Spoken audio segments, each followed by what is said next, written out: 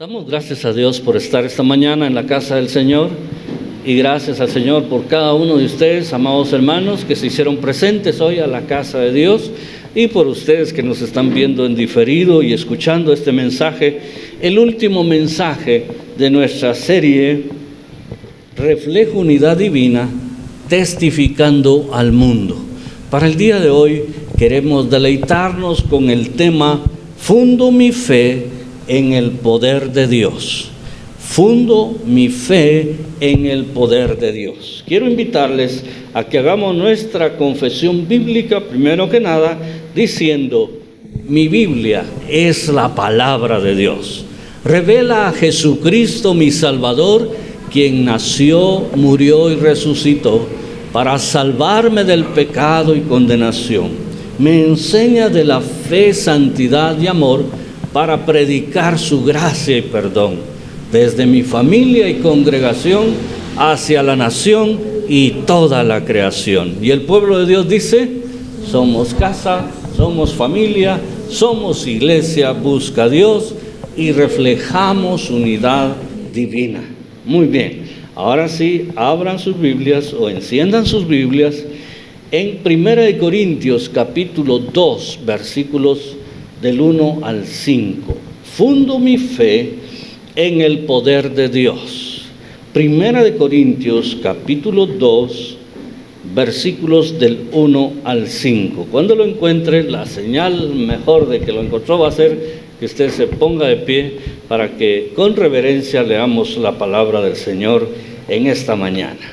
Dice así la palabra: así que, hermanos, cuando fui a vosotros para anunciaros el testimonio de Dios, no fui con excelencia de palabras o de sabiduría, pues me propuse no saber entre vosotros cosa alguna, sino a Jesucristo y a este crucificado.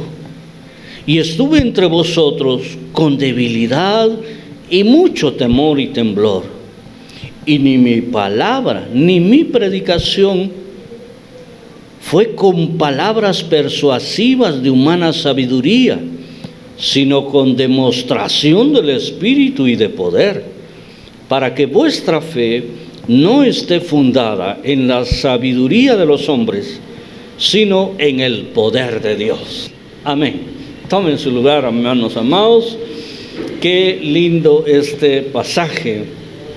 Felizmente estamos llegando al final de nuestra serie que ya mencioné, Reflejo Unidad Divina, testificando al mundo. Al concluir, creo que nos quedaría como tarea pendiente responder una pregunta: ¿por qué testificamos de Dios al mundo? ¿Por qué testificamos de Dios al mundo? Asumiendo que ya todos entendimos la responsabilidad de hacerlo y que de alguna manera lo estamos haciendo, porque yo sé que algunos de ustedes tal vez no lo hacen de persona a persona, pero en sus redes sociales escriben textos que edifican a los demás, que hablan de Jesucristo a los demás, en sus historias de Facebook o de Instagram, no sé, de Instagram no conozco mucho, y todo eso, hermanos, ayuda a propagar el Evangelio. Pero la pregunta es: ¿por qué lo hacemos? Y la respuesta está íntimamente ligada al poder divino. No lo haríamos si no hubiera un poder que viene del cielo, un poder que está por encima de todos los seres humanos. Si esto fuera humano, no valdría la pena, pero es de Dios. Dios se ha manifestado sobre nosotros y por medio de Él nosotros tenemos vida. Hermanos, tenemos provisión y tenemos muchas cosas. Ciertamente podemos decir que la vida es difícil y que a veces nos encontramos en alguna situación complicada, pero en términos generales podemos decir que nosotros gozamos de la provisión de Dios diariamente en nuestras vidas. Así que por eso es que nosotros somos responsables de testificar al mundo acerca de Jesucristo, que Él vino además de darnos lo que ya Dios el Padre nos daba desde antes de la fundación del mundo, desde el Génesis hasta al día de hoy. También Él nos da la salvación y nos ofrece la vida eterna. Por eso hoy mi deseo y a través de este pasaje es desafiarles, mis hermanos, a que lo hagamos, pero lo hagamos fundando nuestra fe en el poder de Dios. Eso es crucial, que nuestra fe esté fundada en el poder de Dios. ¿Por qué razón? Bueno, primero porque el Evangelio no se basa en sabiduría humana. Eso es lo que dice el primer versículo.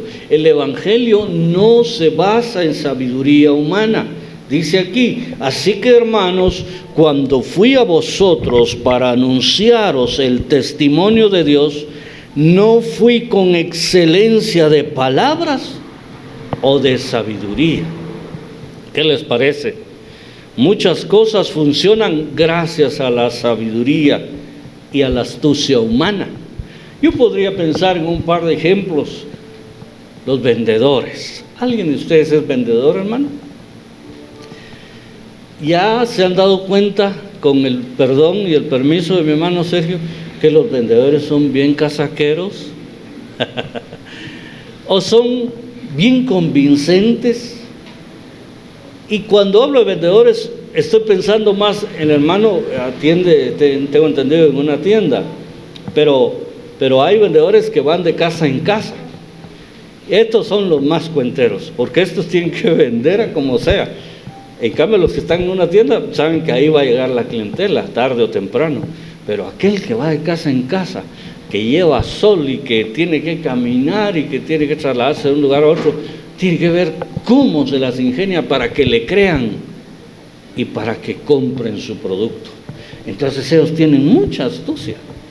O como aquellos que se suben a los buses, no sé si todavía les permiten ahora que se suban a los buses, a vender sus productos también, chocolates o lo que sea, pero mire, dan una terapia. Y es cierto que parece ser un papel aprendido el que ellos tienen y lo repiten cada vez que se suben a un bus, pero mire qué sabiduría para poder movilizar su producto. En donde también se usa mucho, estoy hablando de sabiduría humana, donde se usa mucho la sabiduría humana también podríamos decir que es en la política. ¿Cómo un personaje hace que miles y millones de personas emitan un voto para que él sea presidente, para que él sea diputado, para que sea alcalde o para que ocupe cualquier otro cargo de oposición pública en el país? La sabiduría y la terapia que dan, hermanos, sea buena o sea mala, al final de cuentas usan mucho sabiduría humana. Y podríamos mencionar otros ejemplos de la vida social, de la vida humana, donde se usa mucho la sabiduría humana para ganar adeptos, para que la gente siga a un personaje. El escritor sagrado manifiesta que el anuncio del Evangelio, el que él ha realizado en ellos, no se basa en excelencia de sabiduría humana, no, ahí no aplica esa sabiduría, ahí no es posible. No podemos nosotros como cristianos estar dando casaca a la gente para que se vuelva evangélica. Cuando usted evangeliza se va a dar cuenta, o si ya lo hizo se dará cuenta, que muchas personas piensan que nosotros cuando evangelizamos lo que queremos es que ellos cambien de religión. Y se resisten. Muchos, hay religiones más arraigadas que otras. Y ellos se resisten porque no están pensando que su fe debe ser puesta en el poder de Dios como la nuestra, sino están pensando, me quiere cambiar de equipo religioso, me quiere pasar al equipo evangélico. Ese es el pensamiento de mucha gente y muchas veces lo expresan, lo digo por experiencia. Y entonces, mis hermanos amados, el apóstol aquí se asegura de decir que el Evangelio no está basado en la excelencia, en la habilidad de las personas para convencer con palabras de sabiduría humana. Saben que el hombre ha desarrollado razonamientos de demagogia, formas del pensamiento, formas del lenguaje o del hablar, pero el mensaje del Evangelio no es humano. El Evangelio es divino y por esa misma causa no puede basarse en lo que el hombre piensa, en lo que el hombre expresa, en lo que el hombre tiene como sabiduría en este mundo. El Evangelio está por encima de eso. Y en el verso 2 nos afirma el apóstol que el Evangelio se funda en el conocimiento de Jesucristo. Ahí está fundado, en el conocimiento de Jesucristo. Vea usted una vez más el versículo 2 que dice: pues me propuse no saber entre vosotros cosa alguna, sino a Jesucristo y a este crucificado. Entonces, lo primero que debe comprenderse de Jesucristo es que necesitamos conocerlo. ¿Cómo conocemos nosotros a las personas? Cuando nos encontramos con ellas, cuando nos son presentadas. Ahí empezamos a conocerlas. ¿Cómo conocemos a Jesucristo? Solamente a través de un encuentro personal con Él y a través del conocimiento de su palabra.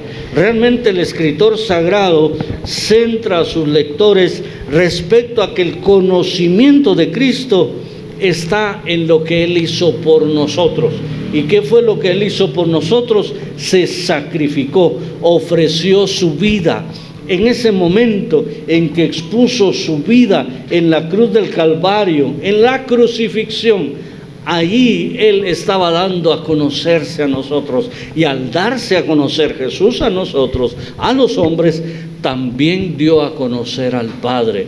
Por eso, allá en Juan 17:3 dice la Escritura: y esta es la vida eterna. Y estoy hablando de Juan 17, en donde las palabras son de Jesús, pero están dirigidas al Padre.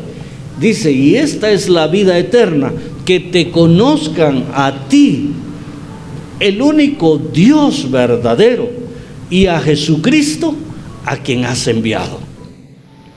Ahí está la vida eterna, en el conocimiento de Dios Padre y en el conocimiento de Jesucristo, a quien el Padre envió a rescatarnos del pecado, de la maldad y de la condenación eterna. Es precisamente cuando Cristo ofrece su vida por nuestros pecados que nosotros debemos entonces creer y crecer y desarrollar nuestra fe.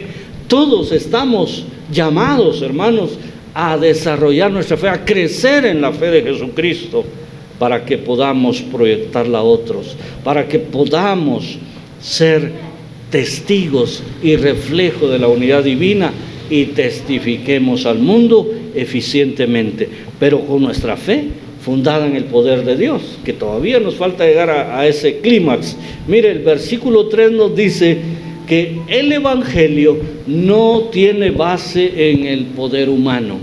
El Evangelio no se basa en poder humano. Versículo número 3. Estoy hablando del apóstol Pablo. Él está testificando aquí. Dice el 3: y estuve entre vosotros con debilidad y mucho temor y temblor. Yo no sé qué concepto tiene usted del apóstol Pablo en cuanto a la calidad del ministerio que él desarrolló, pero personalmente yo del apóstol Pablo tengo un concepto muy elevado, hermanos. Para mí el apóstol Pablo no solo es apóstol, es el gran apóstol Pablo.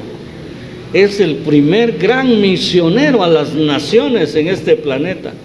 Es el primer plantador de iglesias. Es el primer hombre transformado radicalmente de su vida antigua a una vida de servicio, puesta al servicio del Evangelio de Jesucristo. Ese es un hombre de Dios. Ese es un hombre que escribió un poquito más de la mitad del Nuevo Testamento. Imagínense ustedes, de en donde está el sustento doctrinario para la vida cristiana. Sin embargo, dice aquí en el versículo 3, y estuvo entre vosotros, ¿entre quiénes? Entre los corintios, con debilidad y mucho temor y temblor. ¿Alguna vez a usted le ha tocado desarrollar alguna labor que le parece muy importante, o presentarse quizá a un trabajo que no esperaba que podía recibir? Quizá hablar ante un grupo de personas que no esperaba que iba a hacer. Y a usted le tiemblan las piernas, le tiembla el corazón, le tiembla el pelo si lo tiene. Todo le tiembla a uno, hermanos. Uno se siente temeroso porque uno es un ser humano. No hay ser humano que no se ponga nervioso ante lo desconocido o ante lo que parece muy importante. Y el apóstol estaba entre los corintios. Este gran apóstol dice que estaba aquí, temeroso, tembloroso, con debilidad, hermanos. Esto entonces quiere decir que él no tenía poderes sobrenaturales. No era super Pablo, no era super Saulo, super Saul. No, era el Saulo de antes, el Pablo de ahora, el Pablito, como se le dice a los Pablos, ¿va? Pablito. Yo no sé por qué hay nombres que se prestan mucho para decirles en diminutivo el nombre. Por ejemplo, Juan, generalmente le decimos Juanito. Edwincito generalmente. Pero Pablo, el hermano Pablo, que se nos adelantó ya en el viaje, él era grande, era fornero de ahí de la isla, estoy hablando. Y yo escuchaba que quienes le decían Pablón, Pablón le decían, y yo le decía hermano Pablito. Y este Pablón también era Pablito. El apóstol Pablón también era Pablito, porque también era temeroso, también tenía debilidad humana.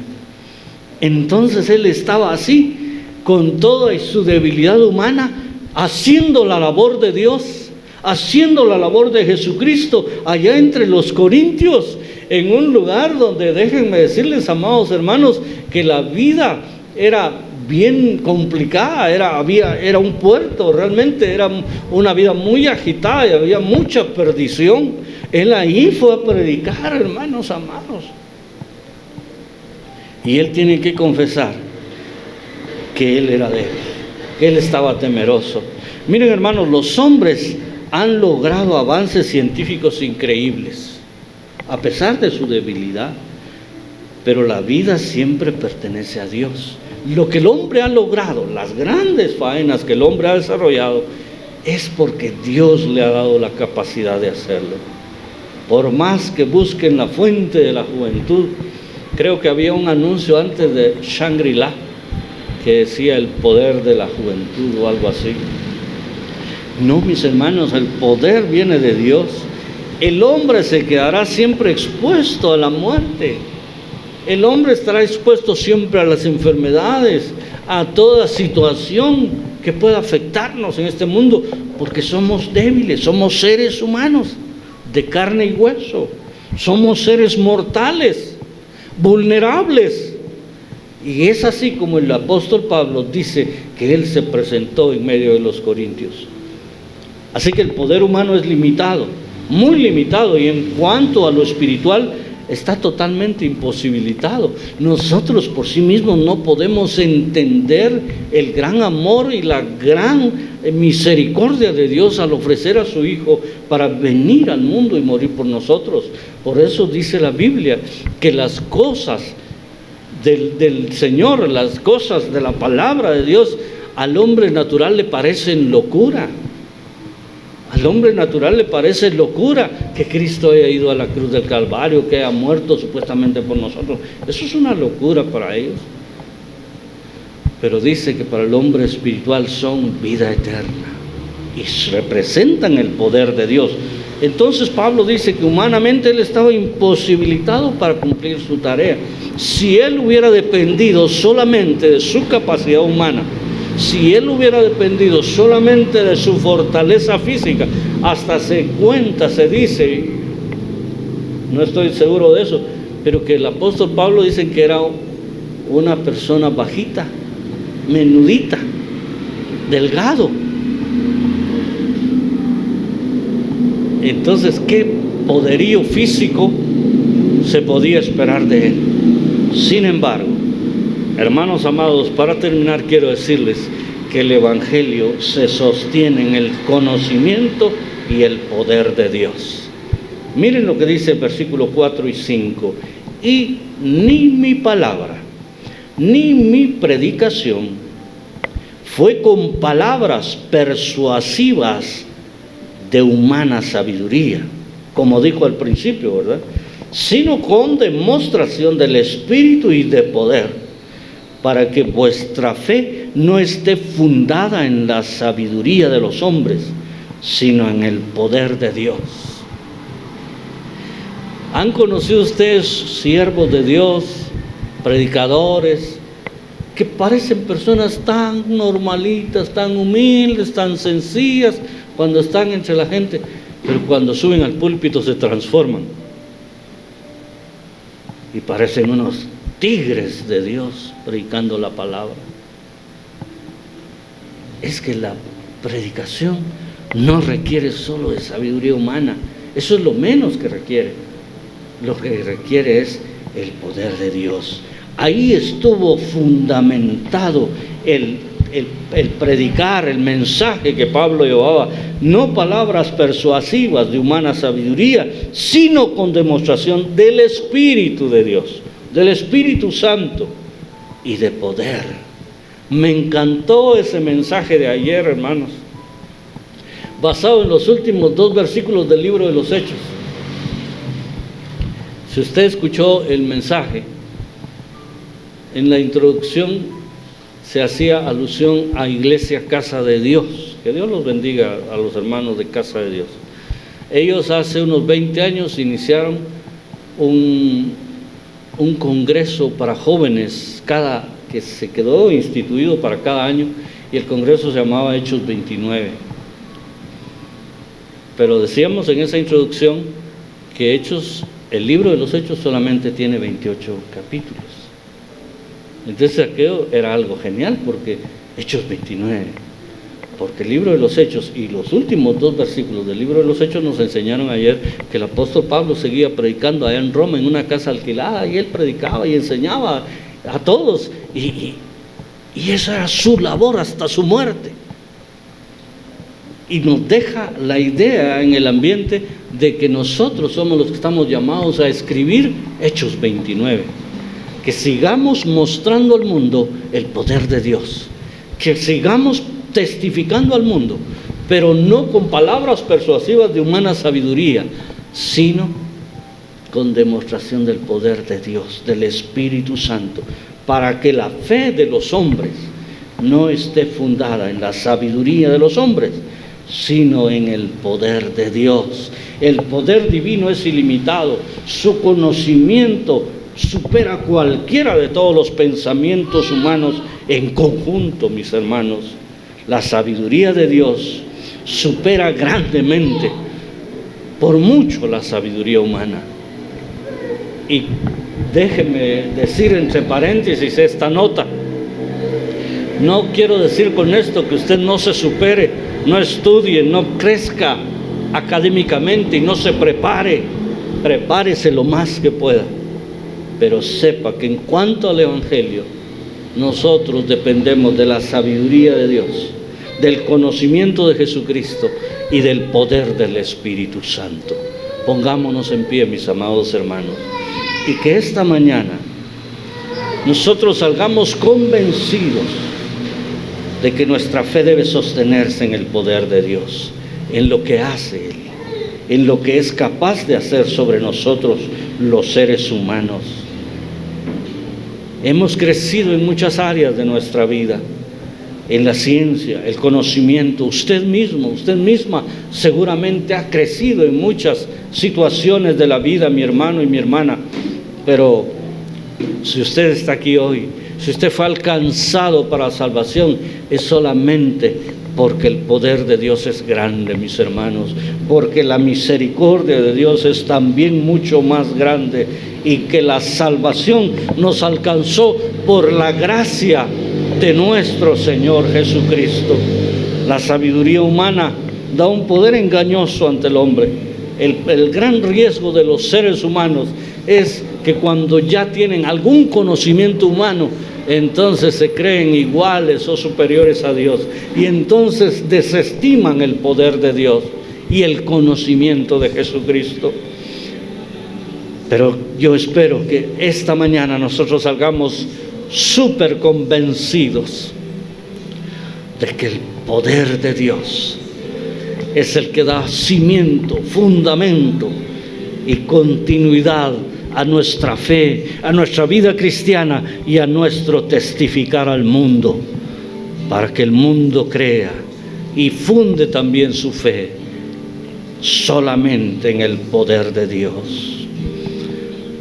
Y por esa misma causa, si usted y yo tenemos luchas, tenemos dificultades, estamos enfrentándonos ante un nuevo desafío en la vida, ante un nuevo proyecto, ante un nuevo reto en la vida, es preciso que nosotros nos cimentemos, nos fundamentemos en el poder absoluto del Señor, y Él hará. Dice la Biblia: deleítate a sí mismo en Jehová y Él te concederá las peticiones de tu corazón. Encomienda a Jehová tu camino y confía en Él, y Él hará.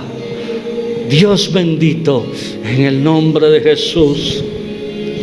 Mira, Señor, hoy a tu iglesia. Derrama de tu infinito poder sobre nosotros para darle continuidad al Evangelio, para escribir Hechos 29, Señor, hasta que tú vuelvas. Y permite, Padre, que en ese transitar, en ese trayecto, podamos ver la gloria y la manifestación divina de tu poder en nuestra vida cotidiana, en nuestras luchas diarias, Señor, en las enfermedades, en el dolor, en el desempleo, en las crisis económicas, en toda circunstancia que nos esté afectando, incluso en los ataques del enemigo, Señor, en las acechanzas de Satanás, en medio de esta pandemia, Señor, podamos levantar el rostro y saber que tu poder es más grande que cualquier cosa.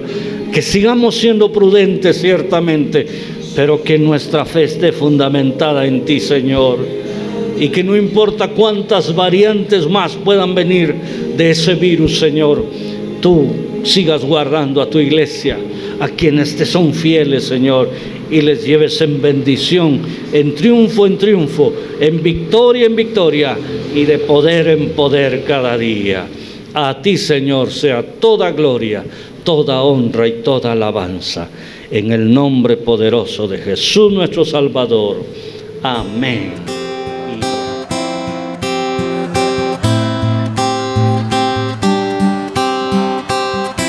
I close my eyes and colors fly.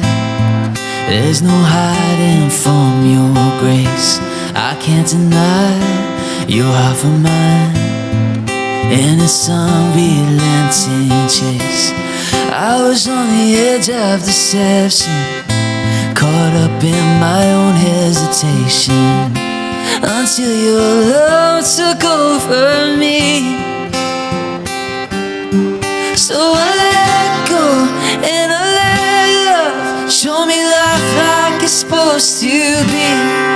An oasis here awaits us, all the freedom I'll ever need. Now I'm alive.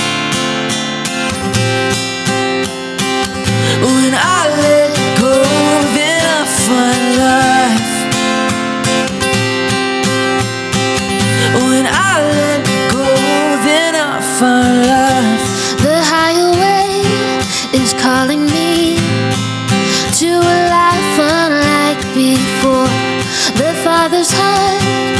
is beckoning, and I can't resist no more. Lead me in the ways of devotion. I don't wanna get caught in the motions. My heart is only for you, Lord. Oh, so I let go and I let love show me life like it's supposed to be. An oasis here awaits us, all the free